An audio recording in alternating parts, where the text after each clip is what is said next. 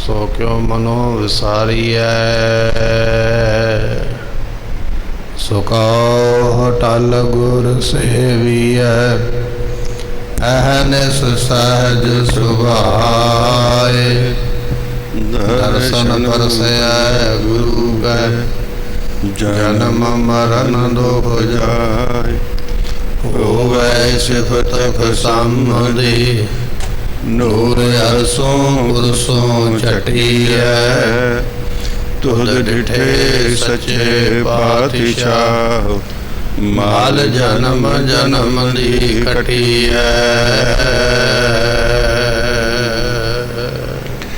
सतनाम श्री वाहिगुरु साहिब जीओ। सोरठ महला पंजवा घर दूजा। मात गर्भ में आपन सिमरन दे तै तुम राखण हारे। पावक सागर था लहर में तारो तारन हारे। माधो तू ठाकर सिर मोरा इहा ओहा तुहारो तोरा। मात गर्भ में आपन सिमरन दे तै तुम राखण हारे। वाहिगुरु जी का खालसा वाहिगुरु जी की फतेह। पतत पावन किरपा निदान गरीब नवाज सतगुरु गुरु ग्रंथ साहिब जियां दी पवित्र पावन हजूरी अंदर सुभाईमान हो रही गुरु की संगत। आप संगत ने सतगुरां दे दरबार विच बैठ के गुरबानी दे रस भिन्ने कीर्तन शब्द सरवण कीते। इस वेले आपां सतगुरां दी गुरबानी दी लड़ीवार जो कथा है उसनूं शब्द दर शब्द सरवण करते आ रहे हाँ। अज दा जिवें महाराज उपदेश बख्शिश कर रहे ने कुछ समय वास्ते इस भजदे हुए मन नूं गुरु किरपा नाल गुरु बख्शिश नाल टकाइए। सतगुरां दा पवित्र उपदेश सरवण करिए ताकि ये साडा मनुखा जन्म जिहड़ा सफला हो जाए। गुरु पातशाह की रहमत कर रहे ने। आओ सरवण करिए मिल के आखिए सतनाम श्री वाहिगुरु साहिब जी। सतनाम श्री वाहिगुरु साहिब जीओ। सोरठ महला पंजवा घर दूजा। पंचम पातशाह साहिब गुरु अर्जन देव महाराज जी ये शब्द आपां नूं बख्शिश कर रहे ने। दूजे घर दे अंदर गाउण दा हुक्म महाराज साहब जियां ने कीता। 613 अंग दे उपर ये शब्द महाराज जियां ने लिखिया। अद्धा शब्द 13 अंग ते बाकी दा शब्द 14 अंग ते अगे आ जाएगा। 613 अंग दे उपर महाराज अज दा उपदेश आपां नूं बख्शिश करदे हन। मात गर्भ में आपन सिमरन दे तो तै तुम राखण हारे।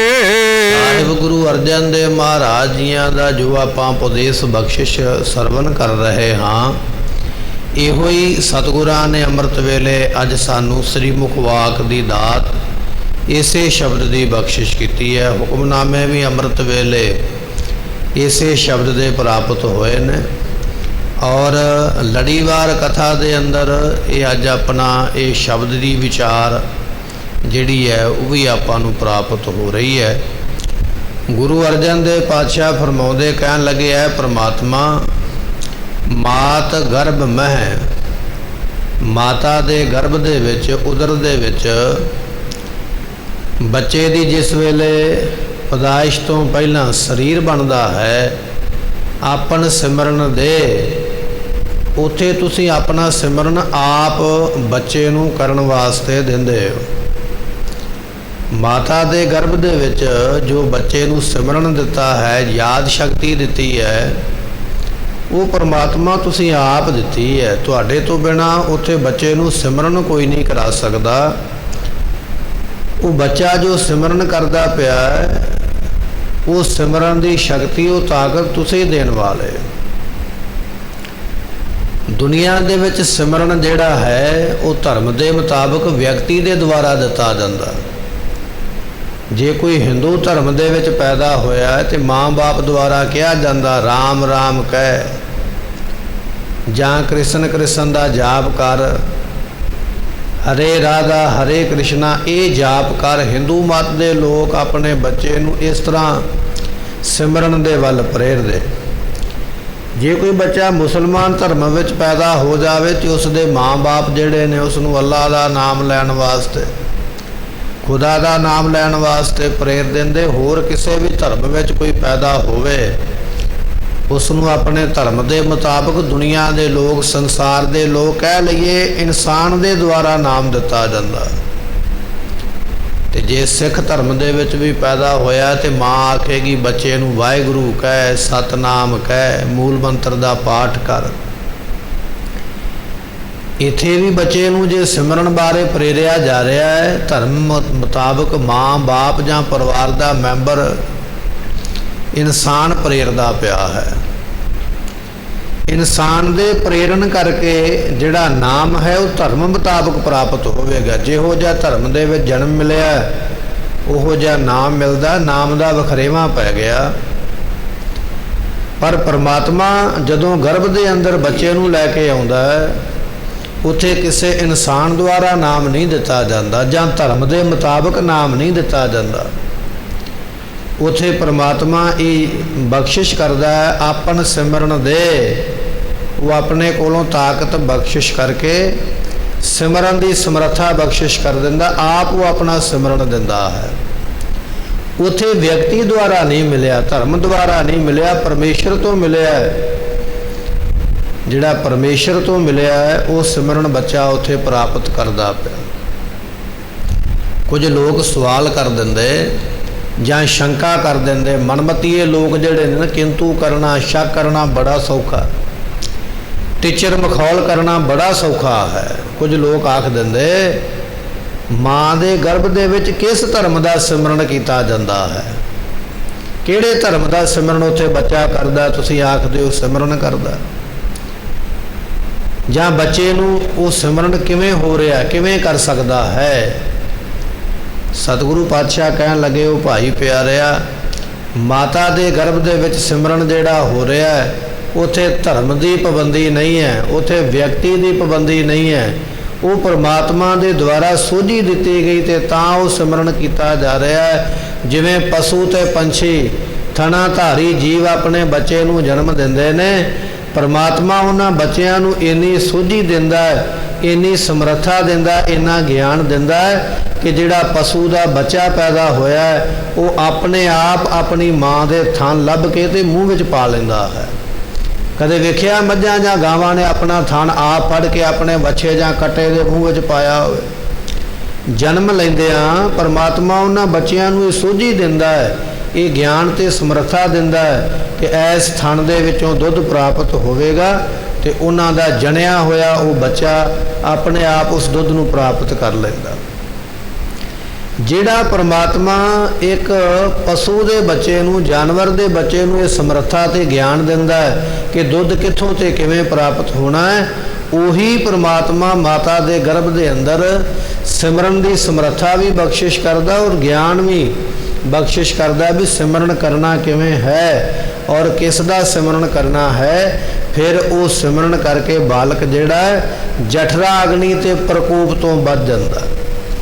ਮਹਾਰਾਜ ਸਾਹਿਬ ਜੀਆਂ ਦਾ ਬਚਨ ਆਪਾਂ ਪੜ੍ਹਦੇ ਹਾਂ ਨਾ, ਸਤਿਗੁਰੂ ਕਹਿਣ ਲੱਗੇ, ਭਾਈ ਪਿਆਰਿਆ, ਮਾਤ ਗਰਭ ਮਹਿ ਆਪਨ ਸਿਮਰਨ ਦੇ। ਇਥੇ ਸ਼ੱਕ ਕਰਨਾ ਦੂਰ ਕਰ ਦੇ, ਭਰਮ ਕਰਨਾ ਦੂਰ ਕਰ ਦੇ। ਕਿਹੜੇ ਧਰਮ ਦਾ ਇਹ ਜਾਪ ਕਰਦਾ ਪਿਆ, ਉੱਥੇ ਧਰਮ ਦੀ ਪਾਬੰਦੀ ਕੋਈ ਨਹੀਂ ਹੈ। ਪਰਮਾਤਮਾ ਦੀ ਸਮਰੱਥਾ ਅਤੇ ਤਾਕਤ उसनूं सोझी ते ज्ञान बख्शिश करदी है। उत्थे सिमरन बालक दे कोलों करवा के जठरा अग्नि तो परमात्मा उहदी रखिया करदा है। माता के उदर मह प्रतपाल करे, महाराज जियां दा बचन, माँ दे गर्भ दे विच परमात्मा बच्चे दी पालना करदा। सो क्यों मनो विसारीए, उसनूं नहीं विसारिया बच्चे ने ते जन्म लैके दुनिया ते आ गया। जदों दुनिया ते आ गया ऐ इंसान, फिर तू क्यों उसनूं मनो भुला दिता। मनो क्यों विसारिया एवड दाता, एडे वड्डे दाते नूं जिहड़ा बड़ा वड्डा है, मनो क्यों विसारिया, क्यों उसनूं भुलाउणा है। जे अगन में आहार पहुँचावे, जिहड़ा जठरा अग्नि दे विच भी बच्चे नूं भोजन दिंदा पिया, नड़ूए दे द्वारा भोजन मिलता पिया ते बच्चे की पालना हुंदी पई है। जदों जन्म हुंदा फिर नड़ूए नूं कटिया जांदा है। महाराज कहन लगे, सो क्यों मनो विसारिया एवड़ दाता, जे अगन में आहार पहुँचावे, उसनूं केहो कोहे ना सके। उस बच्चे नूं उत्थे कोई दुख नहीं दे सकता। परमात्मा की समर्था है। जिसनूं अपनी लिव लावे, जिन्हों अपनी लिव दे विच अपने ध्यान में जोड़ लैंदा है, उसनूं फिर दुख नहीं होण दिंदा, उसकी रखिया करदा है। जिसनूं अपनी लिव लावे, अपनी लिव आपे लाए। हुण इत्थे बचन आ गया, बच्चे का ध्यान सिमरन में जुड़िया। जोड़िया किन्ने है, जुड़िया किवें है। गुरु अमरदास पातशाह कहन लगे, अपनी लिव आपे लाए। अपना ध्यान उस बच्चे नूं लाउण वास्ते आप ही उसने प्रेरिया होया, उन्हें समर्था दी है भी मेरे नाम का ध्यान कर। अपनी लिव आपे लाए, अपने ध्यान दे वालों आपे ही बच्चे नूं ला दिंदा है। अपनी लिव आपे लाए, गुरमुख सदा संभालीए। तू भी गुरमुख बन के, गुरु वाला बन के उस परमात्मा नूं संभाल चेते कर। कह नानक एवड़ दाता, सो क्यों मनो विसारीए। दुनिया के दाते कुछ समय वास्ते दान देंदे, जां उथे दान देंदे जिथे उन्हां दी समर्था जां पहुँच हो सकती है। परमात्मा इहो जिहा दाता है, वो उथे भी तेरी रखिया करदा है जिथे दुनिया की ताकत खत्म हो जाती है। महाराज कहन लगे, एडा वड्डा दाता, फिर क्यों उसनूं मन विचों भुलाउणा है। ते सतगुरु पातशाह कहन लगे, तिथै तू समर्थ, जिथै कोई ना है। जिथे कोई नहीं ना हुंदा, डॉक्टर वैद हकीम सारे आखदे भी साडे वसों हुण गल बाहर है, असीं कुछ नहीं कर सकते। परमात्मा तू उत्थे भी समर्थ है। तू चाहे तो मौत के मूँह चों खिंच के लिया सकदा है, इन्नी समर्था तू रखदा। तिथै तू समर्थ, जिथै कोई ना है, जिथे किसी की पहुँच नहीं। तो महाराज कहन लगे, उथे फिर बचन ही आ गया कि तिथै तू समर्थ, जिथै कोई ना है, उथे तेरी रख अग्नि उदर माहे। एक उदाहरण दी महाराज ने। किसी ने पूछ लिया, महाराज परमात्मा कित्थे रखिया करदा जिथे कोई नहीं कर सकता। तो सतगुरु पातशाह कहन लगे, माँ के गर्भ दे विच दुनिया का व्यक्ति किन्नी भी ताकत क्यों ना रखता होवे, माता के पेट के अंदर बच्चे नूं वो बचा नहीं सकता। इथों तक कि जिस माँ के अंदर वो बच्चा है, वो माँ भी अपने बच्चे नूं बचा नहीं सकती जे परमात्मा ना चाहे। परमात्मा चाहे तो उथे भी वो समर्था रखता। ताकत भावें किन्नी भी कोल होवे, माया किन्नी भी कोल होवे, राज किड्डा भी वड्डा क्यों ना हो। हिंदुस्तान का बादशाह होया औरंगजेब, बड़ा ताकत वाला है, इन्नी समर्था रखता है कि देश दे विच ते की जिहड़े बाकी दूजे देश ने उन्हां राजियां विच भी इन्नी हिम्मत नहीं भी वो औरंगजेब के खिलाफ जा सकन। इन्ना डर औरंगजेब का, एडा वड्डा राज, इन्ना जुलमी बादशाह होया कि देश दे विच ते बगावट उठनी दूर दी गल है। दूजे देशों के राजे भी बगावत करन तो, जंग करन तो भै खांदे भी एडे वड्डे राजे नाल किवें जंग करके पूरे लवांगे। इन्नी ताकत का मालिक है, इन्ना धन कोल है। कह लगे इसे राजे दियां कई बेगमां, एक बेगम नूं संतान की प्राप्ति होने का समा आ गया, पर कह लगे परमात्मा की कोई इहो जी मौज बन गई, परमात्मा का कोई इहो जिहा विधान बन गया कि वो बेगम जिहड़ी है बच्चे नूं जन्म नहीं दे पा रही। ਹੁਣ ਸਮਾਂ ਪੂਰਾ ਹੋਣ ਕਰਕੇ ਬੜੀਆਂ ਦਰਦਾਂ ਨੇ, ਬੜੀਆਂ ਪੀੜਾਂ ਨੇ, ਕਰਲਾਉਂਦੀ ਪਈ ਹੈ, ਰੋਂਦੀ ਪਈ ਹੈ। ਉਹਦੀਆਂ ਚੀਕਾਂ ਤੇ ਕੂਕਾਂ ਮਹਿਲਾਂ ਵਿੱਚ ਸੁਣੀਆਂ ਨਹੀਂ ਜਾਂਦੀਆਂ।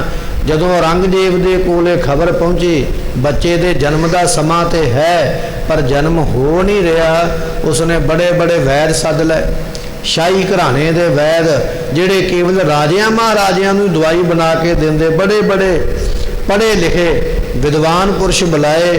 ਉਹਨਾਂ ਨੂੰ ਆਖਿਆ ਇਹੋ ਜਿਹਾ ਕੋਈ ਪਾਣੀ ਬਣਾਓ, ਇਹੋ ਜਿਹੀ ਕੋਈ ਬੂਟੀ ਘੋਟ ਕੇ ਲੈ ਕੇ ਆਓ, ਇਹੋ ਜਿਹੀ ਪੁੜੀ ਬਣਾਓ, ਕੋਈ ਦਵਾਈ ਬਣਾਓ, ਬੱਚੇ ਨੂੰ ਜਨਮ ਪ੍ਰਾਪਤ ਹੋਵੇ। ਵੈਦ ਤੇ ਹਕੀਮ ਨਬਜ਼ਾਂ ਪੜ੍ਹ ਪੜ੍ਹ ਕੇ ਵੇਖਣ ਲੱਗ ਪਏ, ਫੜ ਫੜ ਕੇ ਵੇਖਦੇ ਕੀ ਬਿਮਾਰੀ ਹੈ, ਕੀ ਰੋਗ ਹੈ। ਬੜੀਆਂ ਬੜੀਆਂ ਔਸ਼ਧੀਆਂ ਬਣਾਈਆਂ ਗਈਆਂ, ਦਵਾਈਆਂ ਬਣਾਈਆਂ ਗਈਆਂ, ਪੁੜੀਆਂ ਮੂੰਹ ਦੇ ਵਿੱਚ ਪਾਈਆਂ ਗਈਆਂ, ਪਰ ਇਹ ਵੈਦ ਤੇ ਹਕੀਮ ਜ਼ੋਰ ਲਾ ਕੇ ਹਟ ਗਏ। ਇਹਨਾਂ ਦੀ ਸਮਰੱਥਾ, ਇਹਨਾਂ ਦੀ ਤਾਕਤ ਚੱਲੀ ਕੋਈ ਨਹੀਂ। ਜਦੋਂ ਬਾਦਸ਼ਾਹ ਨੇ ਵੇਖਿਆ ਵੀ ਵੈਦ ਹਕੀਮ ਤੇ ਇੰਨੇ ਕਾਰਗਰ ਸਿੱਧ ਨਹੀਂ ਹੋਏ, ਦੂਸਰਾ ਪੈਂਤੜਾ ਇਹ ਵਰਤਿਆ ਗਿਆ, ਹੋ ਸਕਦਾ ਕਿਸੇ ਭੂਤ ਪ੍ਰੇਤ ਦਾ ਜ਼ੋਰ ਪੈ ਗਿਆ ਹੋਵੇ, ਹੋ ਸਕਦਾ ਕੋਈ ਉਪਰੀ ਛਾਇਆ, ਕੋਈ ਦੂਜੀ ਤਾਕਤ ਆ ਕੇ ਦੁੱਖ ਦਿੰਦੀ ਪਈ ਹੋਵੇ।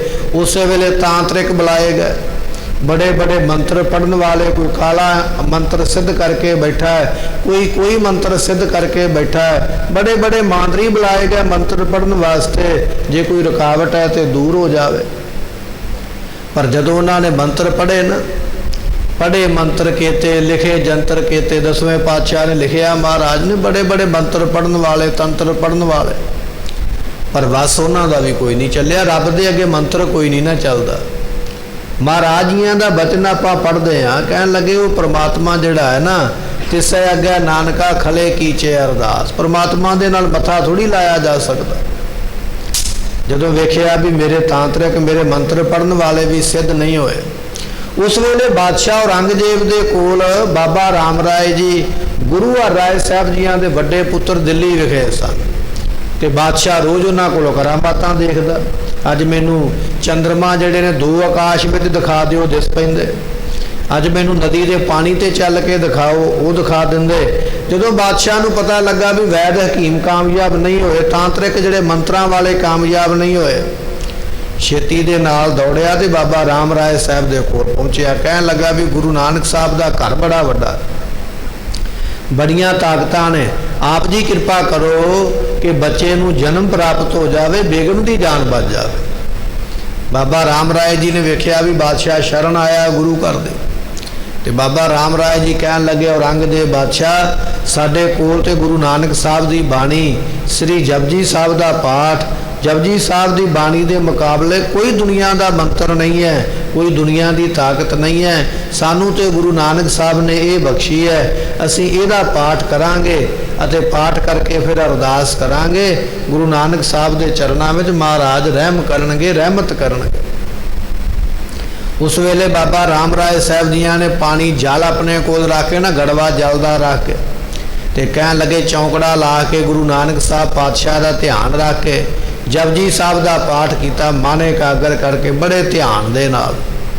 ते जदों पाठ संपूर्ण होया, फिर गुरु नानक साहब पातशाह के चरणों में अरदास हुई, महाराज साहब जी ये बादशाह आप जी के घर की शरण में आया है, कृपा करो बालक नूं जन्म प्राप्त होवे, बेगम की माँ की जान बच जाए, आप जी ऐसी रहमत वरताओ।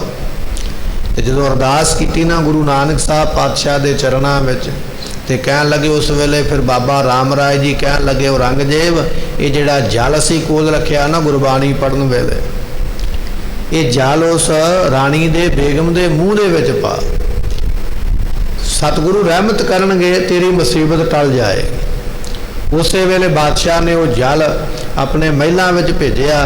जदों गोलियां दासियां ने वो जल दियां बूंदा मूँह दे विच पाईयां, कहन लगे गुरु नानक साहब पातशाह ने ऐसी कृपा वरताई, बालक नूं जन्म प्राप्त हो गया। जिथे बड़े बड़े वैद ते हकीमां दीयां दवाइयां काम नहीं करदियां पईयां, जिथे मंत्र पढ़न वालियां दे मंत्र काम नहीं करते पे, साहिब गुरु नानक देव पातशाह की बाणी में इन्नी ताकत है, बाणी नूं पढ़ के अरदास करके जल मुख दे विच पाया, जन्म प्राप्त होया। जन्म लैके वो बच्चा दुनिया में आया।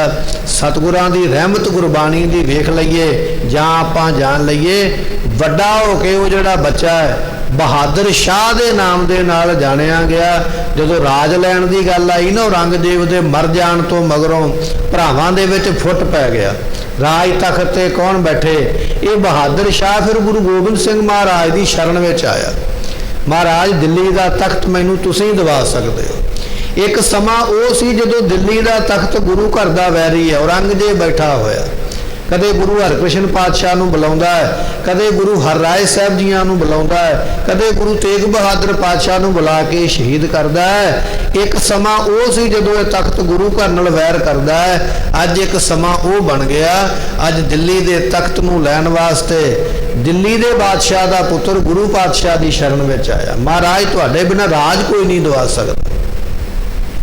ਤੇ ਸਤਿਗੁਰੂ ਪਾਤਸ਼ਾਹ ਕਹਿਣ ਲੱਗੇ, ਜੇ ਤੂੰ ਸ਼ਰਨ ਆਇਆ ਤੈਨੂੰ ਰਾਜ ਦਵਾਵਾਂਗੇ।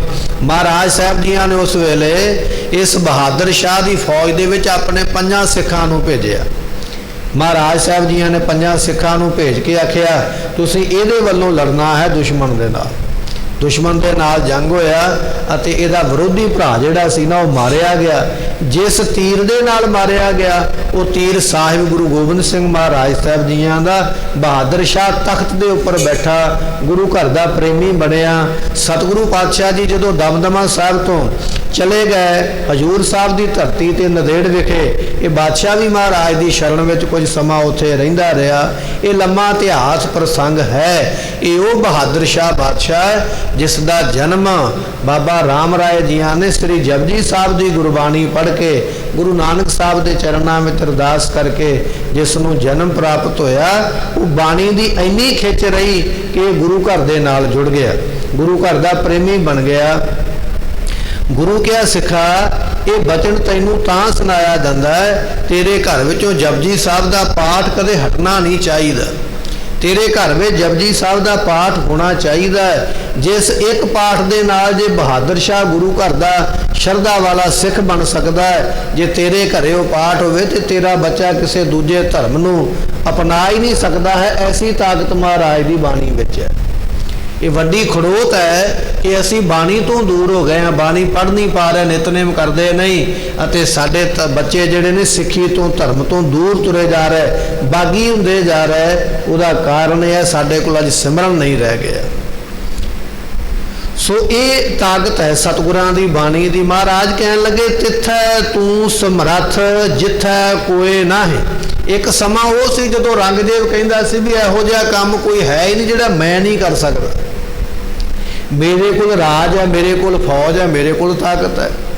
ਪਰ ਅੱਜ ਸਮਾਂ ਇਹੋ ਜਿਹਾ ਆ ਗਿਆ, ਬੇਗਮ ਦੀ ਜਾਨ ਨਿਕਲਦੀ ਪਈ ਹੈ, ਬੱਚੇ ਦਾ ਜਨਮ ਨਹੀਂ ਹੋਇਆ, ਪਰ ਅੱਜ ਔਰੰਗਜ਼ੇਬ ਦੇ ਹੱਥ ਖੜੇ ਨੇ।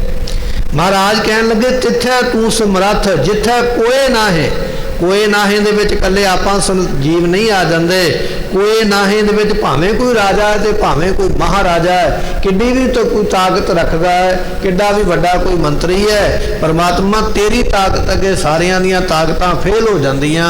ਤਿੱਥੈ ਕੋਏ ਨਾਹੀਂ ਜਿੱਥੈ ਤੂੰ ਸਮਰੱਥ, ਤਿੱਥੈ ਕੋਏ ਨਾਹੀਂ, ਉੱਥੇ ਕੋਈ ਨਹੀਂ ਦੂਜਾ ਹੋ ਸਕਦਾ। ਸਤਿਗੁਰੂ ਪਾਤਸ਼ਾਹ ਬਖਸ਼ਿਸ਼ ਕਰਦੇ ਕਹਿਣ ਲੱਗੇ, ਮਾਤ ਗਰਭ ਮਹਿ ਆਪਣ ਸਿਮਰਨ ਦੇ। ਮਾਤਾ ਦੇ ਗਰਭ ਦੇ ਵਿੱਚ ਪਰਮਾਤਮਾ ਬੱਚੇ ਨੂੰ ਤੂੰ ਆਪਣਾ ਸਿਮਰਨ ਆਪ ਦਿੰਦਾ, ਆਪ ਉਹਨੂੰ ਸੋਝੀ ਬਖਸ਼ਿਸ਼ ਕਰਦਾ। ਇਹ ਸਿਮਰਨ ਕਰ, ਤੇਰੀ ਰੱਖਿਆ ਹੋਵੇਗੀ। ਤਹਿ ਤੁਮ ਰਾਖਣ ਹਾਰੇ। ਮਾਂ ਦੇ ਗਰਭ ਦੇ ਵਿੱਚ ਤੁਸੀਂ ਆਪ ਕਿਰਪਾ ਕਰਕੇ ਰੱਖਦੇ ਹੋ, ਤੁਹਾਡੇ ਬਿਨਾਂ ਉੱਥੇ ਉਹਨੂੰ ਬਚਾ ਕੋਈ ਨਹੀਂ ਸਕਦਾ। ਭਾਵੇਂ ਜਿਸ ਮਾਂ ਦੇ ਗਰਭ ਦੇ ਵਿੱਚ ਬੱਚਾ, ਉਹ ਮਾਂ ਵੀ ਨਹੀਂ ਬਚਾ ਸਕਦੀ। ਦੁਨੀਆ ਦੇ ਵਿੱਚ ਵੱਡੇ ਤੋਂ ਵੱਡਾ ਡਾਕਟਰ, ਵੱਡੇ ਤੋਂ ਵੱਡਾ ਹਸਪੀਟਲ, ਵੱਡੇ ਤੋਂ ਵੱਡਾ ਵੈਦ ਤੇ ਹਕੀਮ, ਪਰਮਾਤਮਾ ਜੇ ਤੂੰ ਨਾ ਚਾਵੇਂ ਤੇ ਬੱਚੇ ਨੂੰ ਕੋਈ ਨਾ ਜਨਮ ਦਿਵਾ ਸਕਦਾ, ਨਾ ਉਹਦੀ ਕੋਈ ਜਾਨ ਬਚਾ ਸਕਦਾ। ਤੂੰ ਏਡਾ ਸਮਰੱਥ ਹੈ। ਪਾਵਕ ਸਾਗਰ ਥਾਂ ਲਹਿਰ ਮੈਂ ਤਾਰੋ ਤਾਰਨ ਹਾਰੇ। ਪਾਤਸ਼ਾਹ ਫਰਮਾਉਂਦੇ, ਜੇ ਤੂੰ ਮਾਂ ਦੇ ਗਰਭ ਦੇ ਵਿੱਚ ਬਚਾ ਸਕਦਾ ਜਠਰਾ ਅਗਨੀ ਤੋਂ, ਤੇ ਫਿਰ ਤੂੰ ਦੁਨੀਆ ਤੇ ਕਿਉਂ ਨਹੀਂ ਬਚਾ ਸਕਦਾ। ਪਾਵਕ ਸਾਗਰ ਅਥਾਹ ਲਹਿਰ। ਇਹ ਜਿਹੜਾ ਸੰਸਾਰ ਸਮੁੰਦਰ ਹੈ ਨਾ ਗੁਰਮੁਖੋ, ਇਹਦੇ ਵਿੱਚ ਤ੍ਰਿਸ਼ਨਾ ਦੀ ਅੱਗ ਦੀਆਂ ਬੜੀਆਂ ਬੜੀਆਂ ਲਾਟਾਂ ਉੱਠਦੀਆਂ ਪਈਆਂ। ਤ੍ਰਿਸ਼ਨਾ ਦੀ ਅੱਗ, ਆ ਮਿਲ ਜਾਵੇ, ਆ ਮਿਲ ਜਾਵੇ, ਆ ਹੋ ਜਾਵੇ। ਤ੍ਰਿਸ਼ਨਾ ਮੁੱਕਦੀ ਨਹੀਂ ਹੈ, ਬੁਝਦੀ ਨਹੀਂ ਹੈ। ਲੱਕੜਾਂ ਦੇ ਢੇਰ ਨੂੰ ਅੱਗ ਲੱਗੀ ਹੈ। ਕੋਈ ਵਿਅਕਤੀ ਇਹ ਗੱਲ ਕਵੇ ਵੀ ਮੈਂ ਲੱਕੜਾਂ ਹੋਰ ਇਹਦੇ ਉੱਪਰ ਰੱਖ ਦਿਆਂ ਤੇ ਅੱਗ ਬੁਝ ਜਾਏਗੀ, ਨਹੀਂ। ਉਹਦੇ ਭਾਂਬੜ ਹੋਰ ਮਚਣਗੇ। ਇਸੇ ਤਰ੍ਹਾਂ ਪਦਾਰਥਾਂ ਦੀ ਜਿਹੜੀ ਅੱਗ ਲੱਗੀ ਹੋਈ ਹੈ, ਜੇ ਕੋਈ ਬੰਦਾ ਇਹ ਸੋਚੇ ਵੀ ਪਦਾਰਥ ਹੋਰ ਇਕੱਠੇ ਕਰ ਲਵਾਂ ਤੇ ਅੱਗ ਬੁਝ ਜਾਵੇਗੀ, ਨਹੀਂ, ਇਹ ਤ੍ਰਿਸ਼ਨਾ ਦੀ ਅੱਗ ਇੰਨੀ ਹੋਰ ਬਲਦੀ ਹੈ, ਰੱਜਦਾ ਨਹੀਂ ਹੈ। ਭਾਵੇਂ ਉਹ ਕਿੱਡੇ ਤੋਂ ਕਿੱਡਾ ਵੱਡਾ ਵਿਅਕਤੀ ਕਿਉਂ ਨਾ ਬਣ ਜਾਵੇ। ਅੱਜ ਵੱਡੇ ਵੱਡੇ ਕਾਰਪੋਰੇਟ ਘਰਾਣੇ ਨੇ ਨਾ, ਜਿਹੜੇ ਆਖਦੇ ਸਾਰੇ ਦੇਸ਼ ਦੀ ਜ਼ਮੀਨ ਸਾਡੇ ਕੋਲ ਹੀ ਚਾਹੀਦੀ ਹੈ। ਇੱਕ ਤ੍ਰਿਸ਼ਨਾ ਹੀ ਹੈ ਨਾ, ਭੁੱਖ ਹੀ ਹੈ ਨਾ, ਜਿਹੜੀ ਖਤਮ ਨਹੀਂ ਹੁੰਦੀ। ਇੱਕ ਉਹ ਵਿਅਕਤੀ ਹੈ ਜਿਹੜਾ 2 ਮਰਲੇ ਵਿੱਚ ਘਰ ਬਣਾ ਕੇ ਬੈਠਾ ਹੈ ਤੇ ਆਪਣਾ ਗੁਜ਼ਾਰਾ ਕਰਦਾ ਪਿਆ ਹੈ। ਇੱਕ ਉਹ ਵਿਅਕਤੀ ਹੈ ਜਿਹੜਾ ਪੂਰੇ ਦੇਸ਼ ਦੀ ਕਹਿਣ ਲੱਗਾ ਵੀ ਜ਼ਮੀਨ ਮੇਰੀ ਹੋ ਜਾਵੇ। ਗੱਲ ਤੇ ਤ੍ਰਿਸ਼ਨਾ ਦੀ ਹੈ, ਗੱਲ ਤੇ ਭੁੱਖ ਦੀ ਹੈ। ਜਿਵੇਂ ਜਿਵੇਂ ਭੁੱਖ ਵਧਾਈ ਗਿਆ ਉਵੇਂ ਉਵੇਂ ਵੱਧਦੀ ਜਾਣੀ ਹੈ, ਕਦੇ ਖਤਮ ਨਹੀਂ ਹੋਣੀ ਹੈ। ਸਤਿਗੁਰੂ ਪਾਤਸ਼ਾਹ ਬਖਸ਼ਿਸ਼ ਕਰਦੇ, ਕਹਿਣ ਲੱਗੇ ਪਾਵਕ ਨਾਮ ਅੱਗ ਦਾ ਹੈ। ਇੱਥੇ ਤ੍ਰਿਸ਼ਨਾ ਦੀ ਅੱਗ ਦੀਆਂ ਬੜੀਆਂ ਬੜੀਆਂ ਲਹਿਰਾਂ ਨੇ ਸੰਸਾਰ ਦੇ ਵਿੱਚ। ਜੇ ਮਾਤਾ ਦੇ ਗਰਭ ਦੇ ਵਿੱਚ ਜਠਰਾ ਅਗਨੀ ਹੈ ਨਾ, ਵਿਦਵਾਨ ਕਹਿੰਦੇ ਜੇ ਰੋੜ ਵੀ ਉੱਥੇ ਚਲਾ ਜਾਵੇ ਤੇ ਰੋੜ ਵੀ ਭਸਮ ਹੋ ਜਾਵੇ। ਜਠਰਾ ਅਗਨੀ ਦਾ ਇਹੋ ਜਿਹਾ ਪ੍ਰਕੋਪ ਹੈ। ਮਹਾਰਾਜ ਕਹਿੰਦੇ ਇੱਥੇ ਭਾਈ ਦੁਨੀਆ ਵਿੱਚ ਤ੍ਰਿਸ਼ਨਾ ਦੀ ਅੱਗ ਵੀ ਜਠਰਾ ਅਗਨੀ ਤੋਂ ਘੱਟ ਕੋਈ ਨਹੀਂ ਹੈ। ਇੱਥੇ ਵੀ ਬੜਿਆਂ ਬੜਿਆਂ ਨੂੰ ਤ੍ਰਿਸ਼ਨਾ ਨੇ ਸਾੜ ਕੇ ਸੁਆਹ ਕਰ ਦਿੱਤਾ ਹੈ। ਪਾਵਕ ਸਾਗਰ ਅਥਾਹ ਲਹਿਰ ਮੈਂ, ਇੱਥੇ ਰਾਗ ਤੇ ਦ્વੈਸ਼ ਦੀਆਂ ਬੜੀਆਂ ਲਹਿਰਾਂ ਉੱਠਦੀਆਂ ਪਈਆਂ। ਦ્વੈਸ਼ ਨਾਮ ਈਰਖਾ ਦਾ, ਰਾਗ ਨਾਮ ਮੋਹ ਦਾ। ਦੁਨੀਆ ਦੇ ਵਿੱਚ ਮੋਹ ਦੀਆਂ ਲਹਿਰਾਂ ਆਉਂਦੀਆਂ। ਮੋਹ ਦੇ ਮਾਰੇ ਹੋਏ ਲੋਕ ਦੁਨੀਆ ਵਿੱਚ, ਈਰਖਾ ਦੇ ਮਾਰੇ ਹੋਏ ਲੋਕ, ਵੱਧ ਤੋਂ ਵੱਧ ਈਰਖਾ ਕੁੱਟ-ਕੁੱਟ ਕੇ ਭਰੀ ਹੋਈ ਹੈ। ਇੱਕ ਦੂਜੇ ਨੂੰ ਵੇਖਣਾ ਪਸੰਦ ਤੱਕ ਨਹੀਂ ਕਰਦੇ। ਮਹਾਰਾਜ ਕਹਿਣ ਲੱਗੇ ਜਿਸ ਤਰ੍ਹਾਂ ਪ੍ਰਮਾਤਮਾ ਨੇ ਮਾਂ ਦੇ ਗਰਭ ਦੇ ਵਿੱਚ ਤੇਰੀ ਰੱਖਿਆ ਕੀਤੀ ਜਠਰਾ ਅਗਨੀ ਤੋਂ, ਬੰਦਿਆ ਜੇ ਇੱਥੇ ਵੀ ਨਾਮ ਜਪੇਗਾ ਉਹ ਪ੍ਰਮਾਤਮਾ ਤ੍ਰਿਸ਼ਨਾ ਦੀ ਅੱਗ ਤੋਂ ਵੀ ਬਚਾਵੇਗਾ, ਈਰਖਾ ਦੀ ਅੱਗ ਤੋਂ ਵੀ ਬਚਾਵੇਗਾ, ਮੋਹ ਦੀ ਅੱਗ ਤੋਂ ਵੀ ਤੈਨੂੰ ਉਹ ਬਚਾ ਲਵੇਗਾ। ਉਹ ਇੰਨਾ ਸਮਰੱਥ ਹੈ। ਪਾਵਕ ਸਾਗਰ ਅਥਾਹ ਲਹਿਰ ਮੈਂ, ਤਾਰੋ ਤਾਰਨਹਾਰੇ। ਇਹ ਤਾਰਨਹਾਰ ਪ੍ਰਮਾਤਮਾ ਮੈਨੂੰ ਸੰਸਾਰ ਵਿੱਚੋਂ ਤਾਰ ਲੈ, ਮੈਨੂੰ ਬਚਾ ਲੈਣਾ ਕਰ। ਮਾਧੋ ਤੂੰ ਠਾਕੁਰ ਸਿਰ ਮੋਰਾ। ਉਹ ਮਾਇਆ ਦੇ ਪਤੀ ਪ੍ਰਮਾਤਮਾ, ਪਰਮਾਤਮਾ ਦੇ ਨਾਮ ਨੇ। ਜਿਹੋ ਜਿਹੇ ਉਹਨੇ ਕੰਮ ਕੀਤੇ ਨਾ, ਦੁਨੀਆ ਨੇ ਉਹੋ ਜਿਹਾ ਨਾਮ ਰੱਖ ਦਿੱਤੇ। ਜੇ ਸੱਪ ਨੇ ਫੁੰਕਾਰਾ ਮਾਰਿਆ ਤੇ ਸਰੀਰ ਨੀਲਾ ਹੋ ਗਿਆ ਤੇ ਦੁਨੀਆ ਨੇ ਆਖ ਦਿੱਤਾ ਇਹ ਤੇ ਸਿਆਮ ਸੁੰਦਰ ਹੈ, ਉਹ ਨਾਮ ਹੀ ਰੱਖਿਆ ਗਿਆ। ਇਸੇ ਤਰ੍ਹਾਂ ਜੇ ਕਿਸੇ ਮੁਰਨਾਮੇ ਦੈਂਤ ਨੂੰ ਮਾਰਿਆ, ਦੁਨੀਆ ਨੇ ਆਖ ਦਿੱਤਾ ਇਹ ਤੇ ਮੁਰਾਰੀ ਹੈ, ਮੁਰਨਾਮੇ ਦੈਂਤ ਨੂੰ ਮਾਰਨ ਵਾਲਾ। ਜਿਹੋ ਜਿਹਾ ਕੰਮ ਕੀਤੇ ਉਹੋ ਜਿਹਾ ਨਾਮ ਪੈ ਗਿਆ। ਮਾਧੋ ਵੀ ਪ੍ਰਮਾਤਮਾ ਦਾ ਇੱਕ ਨਾਮ ਹੈ। ਨਾਮ ਤੇ ਉਹਦੇ ਬੜੇ ਨੇ, ਪਰ ਉਹਦੇ ਬਹੁਤੇ ਨਾਮਾਂ ਵਿੱਚੋਂ ਇੱਕ ਮਾਧੋ ਵੀ ਉਹਦਾ ਹੀ ਨਾਮ ਹੈ। ਮਾਧੋ ਤੋਂ ਭਾਵ ਹੈ ਮਾਇਆ ਦਾ ਪਤੀ। ਇਹ ਮਾਇਆ ਦੇ ਪਤੀ ਪ੍ਰਮਾਤਮਾ ਤੂੰ ਠਾਕੁਰ, ਆਪ ਜੀ ਠਾਕੁਰ ਹੋ, ਸਾਰਿਆਂ ਦੇ ਸੁਆਮੀ ਹੋ। ਸਿਰ ਮੋਰਾ ਅਤੇ ਸਾਰਿਆਂ ਦੇ ਸਿਰ ਤੇ ਸ਼੍ਰੋਮਣੀ ਆਪ ਹੋ। ਤੁਹਾਡੇ ਬਿਨਾਂ ਕੋਈ ਸਿਰ ਜਿਹੜਾ ਉਹ ਕਾਮਯਾਬ ਹੋ ਹੀ ਨਹੀਂ ਸਕਦਾ ਹੈ। ਤਾਂ ਤੁਸੀਂ ਸ਼੍ਰੋਮਣੀ ਹੋ, ਸਮਰੱਥਾ ਦੇਣ ਵਾਲੇ, ਤਾਕਤ ਦੇਣ ਵਾਲੇ, ਸਾਰਿਆਂ ਦੇ ਸੀਸ ਦੇ ਉੱਪਰ ਆਪਣਾ ਮਿਹਰ ਦਾ ਹੱਥ ਰੱਖ ਕੇ ਖਲੋਤੇ ਹੋਏ ਹੋ। ਆਪ ਜੀ ਐਸੇ ਸ਼੍ਰੋਮਣੀ ਹੋ ਜਿਹੜੇ ਸਾਰਿਆਂ ਨੂੰ ਆਪ ਜੀ ਨਵਾਜਦੇ ਪਏ। ਫਿਰ ਬਖਸ਼ਿਸ਼ ਕਰਦੇ ਹਨ। ਮਾਧੋ ਤੂੰ ਠਾਕੁਰ ਸਿਰ ਮੋਰਾ। ਮਾਧੋ ਇਹ ਪਰਮਾਤਮਾ